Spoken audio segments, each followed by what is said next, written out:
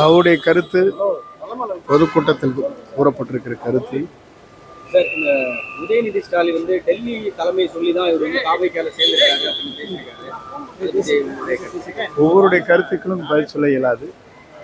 இப்போ இப்போ என்னை பொறுத்தவரையிலும் தெளிவாக ஒரு முடிவு செய்துதான் நான் இந்த இயக்கத்திலே இணைந்திருக்கிறேன்.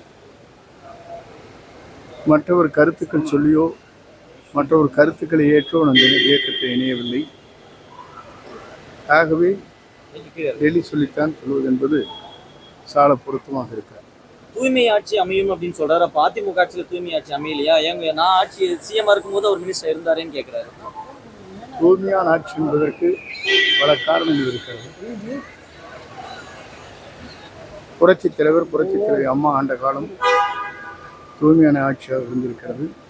ஒரு காலத்தில் நாங்கள் பின்பற்றினோம். ஆகவேதான் அன்றைய தினம் வெற்றி என்ற இலக்கை புரட்சித் தலைவர் இருக்கும் வரை 3 முறை அவரை யாராலும் வெல்ல இயலவில்லை. புரட்சித் தலைவர் அம்மாவும் 5 முறை முதலமைச்சராக இருந்தார்கள். இப்போது மக்களுடைய தீர்ப்பை பொறுத்தவரையில் 2021 என்ன தீர்ப்பு வழங்கப்பட்டிருக்கிறது என்பதை அவருக்கு அது பதிலாக இருக்கும். நீங்க காலக்கெடு விதிச்சீங்க. அந்த குறிப்பிட்ட அந்த காலக்கெடு குறிப்பிட்டு அவர் வந்து காலக்கெடு இல்ல அவருக்கு காலக்கெடுகள் விதிக்கவில்லை. நீ முதலில் பத்திரிகை என்பது தெரிந்து கொள்ள வேண்டும். நீங்க இந்த கேசட்டை போட்டு பார்த்தாலே தெரியும். 5 நாட்களுக்குள் பேச்சுவார்த்தை துவங்க வேண்டும். 1 மாதம் அல்லது 1.5 மாதம் எடுத்துக்கொள்ளலாம். அதற்கு பிறகு யாரை சேர்த்த வேண்டும் என்பது பொதுச் செயலாளர் தான் முடிவு செய்ய வேண்டும் என்று சொல்லியிருக்கிறேன். ஒரு கருத்தை சொல்வதற்கு சுதந்திரம் இங்கே வேண்டும். முதலே தெரிந்து கொள்ள வேண்டும். நீங்கள் அன்றைக்கு கூட படம் கையிலே வைத்திருக்கிற போது சொன்னீர்கள். அவர் கூட அதை சொன்னார். நான் இங்கே விவசாய நிலத்துக்காக சென்றேன். அவர் படம் இல்லை, அம்மா படம் இல்லை, தலைவர் படம் இல்லை என்று சொன்னார் என்று குறிப்பிட்டார். இதே விவசாயிகள் நடத்திய ஒரு நிகழ்ச்சி அங்கே காவிரி டெல்டா பகுதியில் விவசாயிகளுக்கு சிறப்பு மண்டலமாக அறிவிக்கின்ற போது அன்றைக்கு விவசாயிகள் தலைவர் அம்மா படத்தையெல்லாம் வைத்துத்தான் நிகழ்ச்சி நடத்தினார்கள். இந்த நிகழ்ச்சியை பொறுத்தவரையிலும் எல்லோரும் சேர்ந்து நடத்திய நிகழ்ச்சி. ஆகவே இந்த கருத்துக்கள் சொல்வதற்கு என்ன காரணம் என்று சொன்னால், புரட்சித் தலைவரால் புரட்சித் தலைவர் அம்மானால் அடையாளம் காட்டவர் நாம் அனைவரும். ஆகவே அந்த கருத்தை அந்த இடத்திலே நான் சொன்னேன்.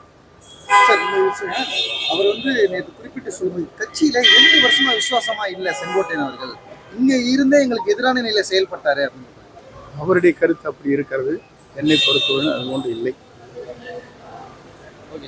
சரி, குறிப்பிட்டு நீங்க தொடர்ந்து இப்ப வந்து உங்களுடைய பன்னீர்செல்வம் டிடிவி தினகரனோட பேசும் பொழுதும் இங்க இருந்தே தொடர்ந்து அவர் செயல்பட்டாரு. கட்சிக்கு விரோதமாக தொடர்ந்து செயல்பட்டு வந்தாரு. அதனால கட்சியில பகிரங்கமா பேசுறாரு. ஒரு பகிரங்கமாக பேசட்டும். நேற்று வந்த கூட்டங்களே உங்களுக்கு தெரியும். எந்தெந்த மாவட்டத்திலிருந்து வந்தார்கள், எந்தெந்த பகுதியிலிருந்து வந்தார்கள், எந்தெந்த பகுதியிலிருந்து கூட்டம் வந்தது என்பது அங்கே இருக்கிற கோபிச்செட்டிப்பாளையத்தில் வாழும் மக்களுக்கு தெரியும். பல்வேறு இடங்களிலே பேருந்துகள் வாகனம் மூலமாகத்தான் இங்கே வரப்பட்டிருக்கிறது.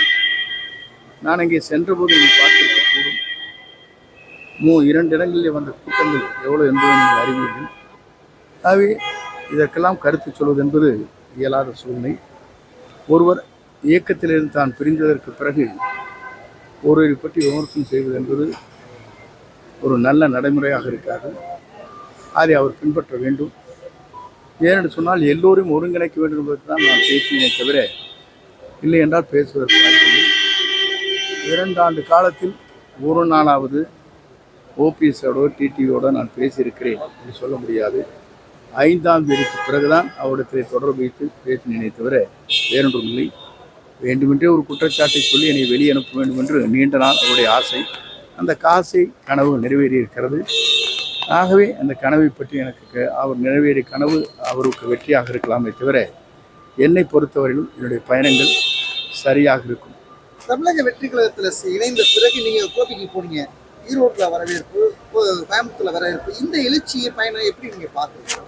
இந்த எழுச்சியை பொறுத்தவரையிலும் நான் கோவைக்கு செல்கிற போது விமானம் கோளாறு ஏற்பட்டு பெங்களூருக்கு சென்று 2.5 மணி நேரம் கழித்து வந்ததற்கு பிறகு கூட ஆர்வத்தோடு அங்கே கழகத் தோழர்கள், வெற்றி கழகத்துடைய தமிழக வெற்றி கழகத்துடைய தோழர்கள் ஆர்ப்பரிக்கின்றார்கள். அப்படி என்றால் 4 மணி நேரம் காத்திருக்கிறார் என்று சொன்னால் அது எவ்வளவு வேகமாக அந்த பயணங்கள் மேற்கொண்டிருக்கிறார்கள் அந்த தொண்டர்கள் என்பதை நீங்கள் அறிவீர்கள்.